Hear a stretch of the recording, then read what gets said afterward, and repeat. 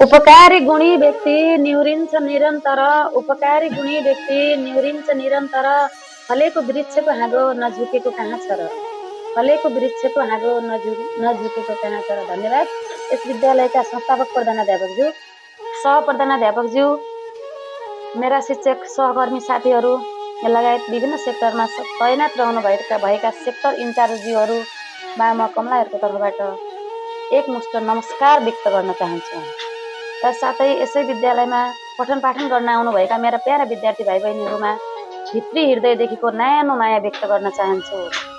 आज मलाई विद्यालयको प्राङ्गणमा दुई शब्द बोल्ने वातावरण सिर्जना गरिदिनु भएकोमा यसै विद्यालयका संस्थापकज्यूलाई म भित्री हृदयदेखि कृतज्ञता ज्ञापन गर्न चाहन्छु। आज म आफ्नो शीर्षकतर्फ गइरहेकी छु। मेरो बोल्ने शीर्षक रहेको छ विद्यार्थी जीवनमा अनुशासनको महत्त्व। नियमित रूपले विद्या अध्ययनमा लाग्ने व्यक्ति अथवा शिक्षण संस्थामा अध्ययनरत छात्र छात्रालाई विद्यार्थी भनिन्छ। विद्यार्थी जीवनमा अनुशासनको ठूलो महत्त्व रहेको हुन्छ। अनुशासन भनेको नियम र मर्यादामा रहेर अगाडि बढ्नु हो। विद्यार्थी र अनुशासन एकअर्काका परिपूरक पनि हुन्। जीवनलाई सफल बनाउन विद्यार्थीले अनुशासनमा रहेर व्यवहारिक ज्ञान शिक्षकको निर्देशनबाट हासिल गर्न सक्नु पर्दछ। अनुशासन विद्यार्थीको गहना हो। अनुशासित विद्यार्थीले नै परिवार, समाज, राष्ट्र र आफ्नो विद्यालयको शोभा बढाएको हुन्छ। विद्यार्थी अनुशासनहीन भयो भने एउटा सिङ्गो परिवार र ऊ पढेको विद्यालय र समाज लगायत उसको ऊ बसेको राष्ट्र नै कलङ्कित बन्न पुग्दछ। त्यसैले हामीले अनुशासनमा रहेर आफ्नो लक्ष्य पूरा गर्नु पर्दछ। अनुशासन सफल जीवनको कडी हो, जीवनको आधार स्तम्भ हो।